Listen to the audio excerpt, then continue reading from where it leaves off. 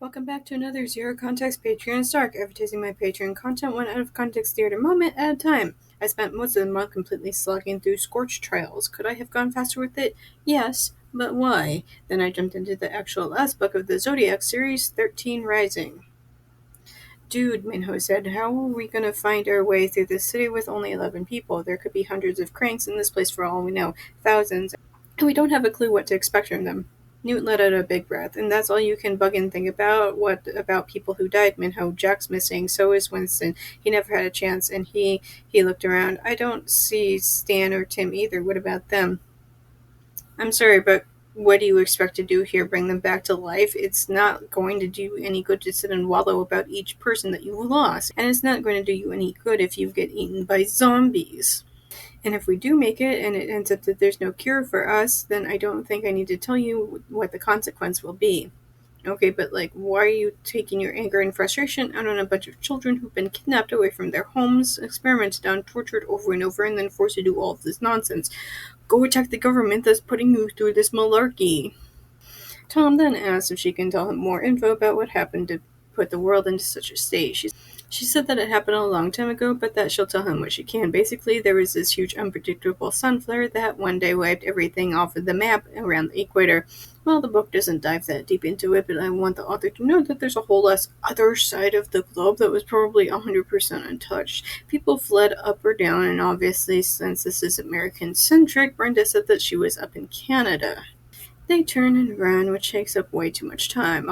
Although between running from zombies and running around in an attempt to get out from the city, I think I prefer the zombies. Eventually, Brenda explains that she found a little cubbyhole while exploring. She doesn't think that they'll find them in there, so while they hide in it and it's cramped, but obviously the alternative is endlessly running from freaking zombies, so he just killed a man. He'd taken the life of another person. His insides felt full of poison.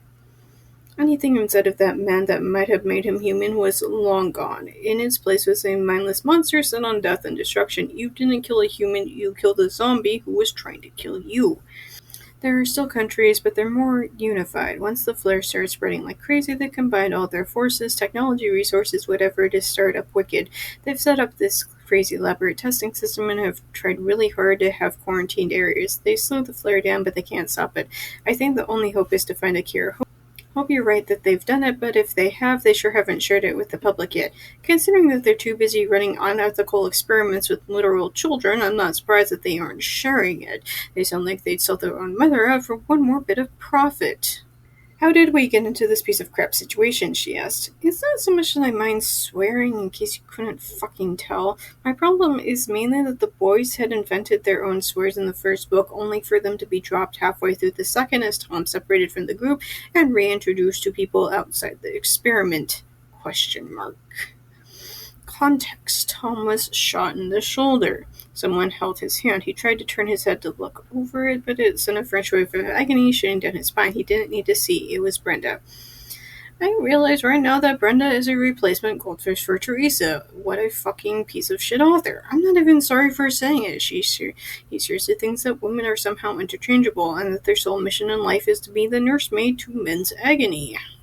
This wasn't supposed to happen. She pulled her head back a bit and looked away, which made Thomas think she hadn't meant that comment for him. How did a working gun get into the city? You have any idea the amount of rust and gunk that must have been on that bullet, not to mention the germs? Well, finally a kink in their perfect little experiment. I guess the cranks really weren't factored in. Remember what Teresa had written on her arm when she first woke up, or did you even know about that? It said, "Wicked is good." I'm just finding that hard to believe. It's called propaganda, babe. It's easy to brainwash children when you've been raising them for a long time. However, when you erase their memories, suddenly they see you for the fucking monsters that you are. From where I'm sitting, Teresa writing on her arm is nothing more than the dying breath of the desperate to retain control over their lab rats. They drag Tom off until they start getting into the mountains, and they're forced to carry him. Tom asks why it is that they can't let him walk, since it's obviously difficult for them to do even that much. However, Teresa explains it's what they want.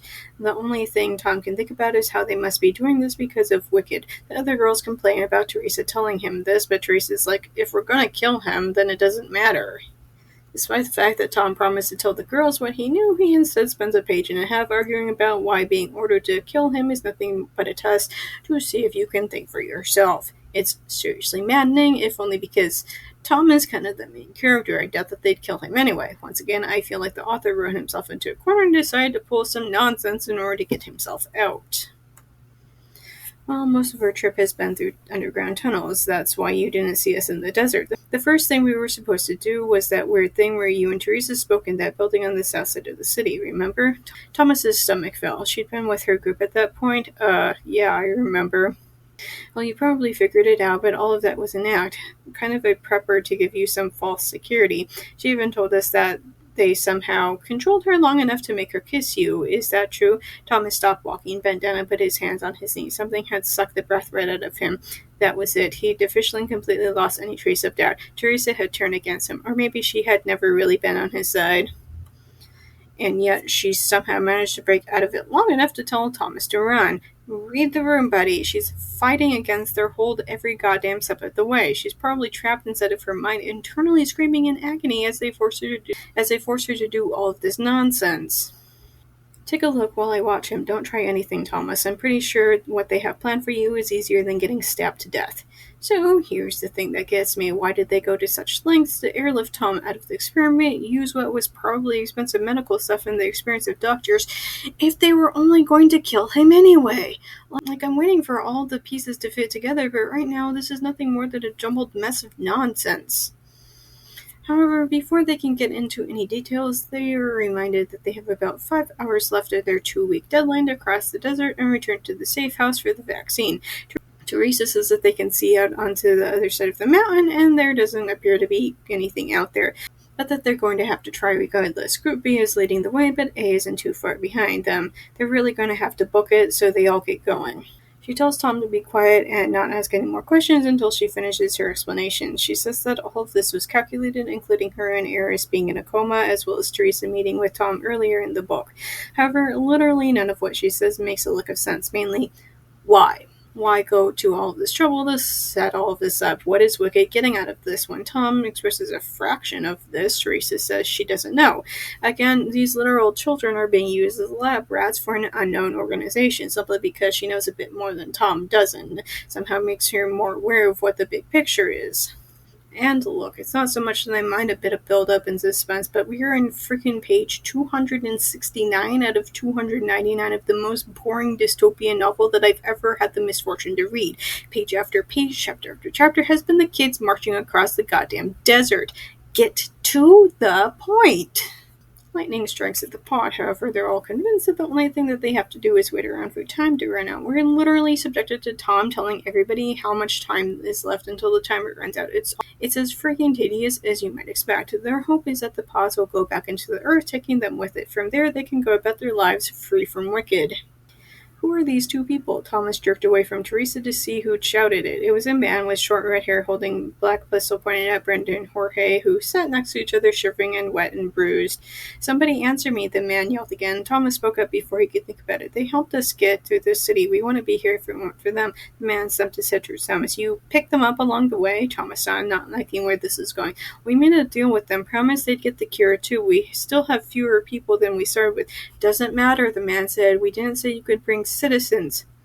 So here's what I've been thinking. These children have been literally tortured by Wicked. They're at the goddamn wit's end about the entire thing. They're holding weapons and know how to use them. I know that Wicked have guns, but holy shirt balls, stab them. Chapter 63 Summary. Tom sits and thinks about the plot up until now, in case you somehow open the book for the first time to 4 chapters before the end and decide to start reading from here. It's fucking tedious and serves no point. Moving on. Sometime later, Teresa mentally reaches out to him. She says that he was taken away as soon as they landed, and Wicked claims that the flare was too deeply rooted in him and that he was being violent. Tom calmly tells her to tell the others that he's done playing Wicked's game, but then he tells them to say the others, Wicked is good. Don't fear what you can't touch, she told me the night Mom abandoned us. I used to think it was the smartest thing I'd ever heard, but now I knew better. Which is real rich considering that the greatest fear of being abandoned by your parents literally came true, and yet it's an intangible concept. What's happening? I shout as the water starts to shower down from the blue wall, drowning my words and drenching us both. Since the fire's flames are still reaching out for us, we tread along the wall of gold to avoid the water and the heat until a strong gust of wind punches out from behind us, blowing our bodies across the room. I'm sorry, but all of this seems like weird Divergent fanfic. Wait a second, when did both of these books come out?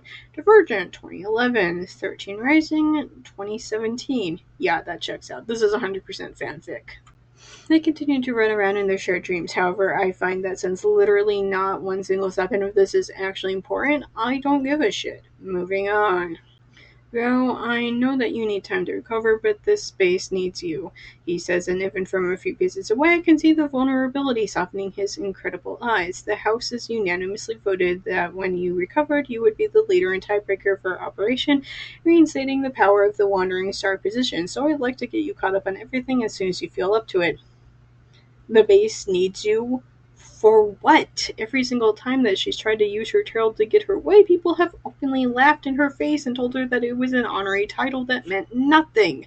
Once again, they want to have a well-known figurehead to be the public face when literally everybody else takes charge. That way, when stuff inevitably hits the fan once again, they can point fingers to her while the actual leader run off for some safe haven on freaking Scorpio or whatever the traitor zodiac sign is today. Corinthi's scream would awaken the whole mountain if we weren't inside this insulated cell. The nail falls from my fingers as Scarlet pushes me into the wall. What's wrong with you? She hisses at me as I watch Corinthi panting in pain over her shoulder. The Zoda have more humane ways of extracting information. Personally, after having had Doormat Row for the previous 3 books, I'm a big fan of doing what needs to be done, Row. Her name is Gamba, he goes on, and somehow oblivious to the light that just went out inside me, and she's helping us because of your mom. They were close. What do you mean? That girl is our age. I don't know the full story. It sounds like Gamba joined the Luminaries as a child, and Cassandra instinctively started looking after her. My mom doesn't have a nurturing bone in her body. Well, I just want you to be ready, because Gamba calls her mother. I blink. What? The most hurtful thing after finding your mother who abandoned you is finding out that she became what you needed from her, but to somebody else. What is it about her? She asked, bringing her mouth right up to his, so close that the slightest movement could bring them together. She's wearing so little clothing that Hassan can't avoid touching her bare skin. I know she's not the best-looking woman in the Zodiac, she adds with a sultry smile.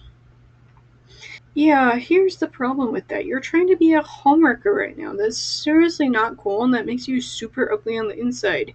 No is a complete sentence. Join my Patreon as a free member to access all of the same amazing content you love on Tumblr. However, for only $1 a month, you can join my Patreon and unlock all of this month's book snark as well as early access to my free daily snark. I'll see you next month, guys.